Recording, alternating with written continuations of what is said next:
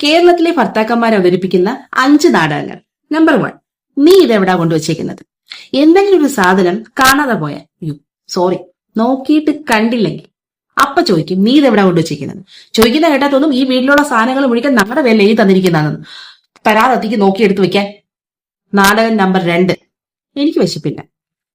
എന്തെങ്കിലും ഒരു സാധനം നമ്മൾ കൊതിയോടുകൂടി ഉണ്ടാക്കാനോ അല്ലെങ്കിൽ ഓർഡർ ചെയ്യാനോ പോകുമ്പോൾ നമ്മൾ മര്യാദയ്ക്ക് ചോദിക്കും വേണോന്ന്. അപ്പൊ പറയാം അയ്യോ വേണ്ട എനിക്ക് വിശപ്പില്ല. നമ്മൾ കഴിക്കാനിരിക്കുമ്പോഴോ ചിരിച്ച് കൂടെ വന്നിരുന്ന് ഹിംസമാകുമെങ്കിൽ തിന്ന് കയ്യിൽ നിന്നൊക്കിട്ടങ്ങ് പോകും. നമ്മൾ ആരായി?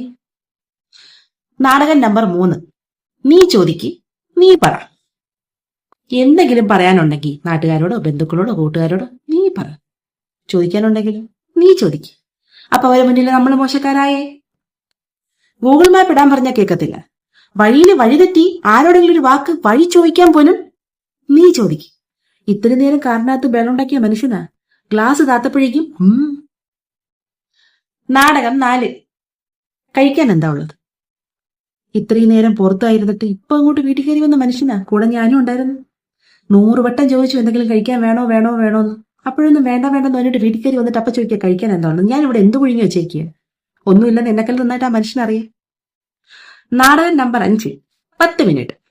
എവിടെയെങ്കിലും പോകാനായിട്ട് ഞാൻ എണീക്കുന്നത് മുതൽ പുള്ളിനെ വിളിച്ചു തുടങ്ങും. എണീക്ക് 10 മിനിറ്റ് എന്ന് പറഞ്ഞ് ഈ ഫോണ് തോണ്ടിക്കൊണ്ടിരിക്കും. എന്നിട്ട് ഞാനും റെഡിയായി വീട്ടിലെ കാര്യങ്ങൾ ഒതുക്കി ഫുഡ് ഒതുക്കി പിള്ളേരെ എടുത്ത് വെളിയിൽ ഇറങ്ങുമ്പോഴും പറയും 10 മിനിറ്റ്. ഇതിലേത് നാടകമാണ് നിങ്ങളുടെ വീട്ടിലുള്ളത്?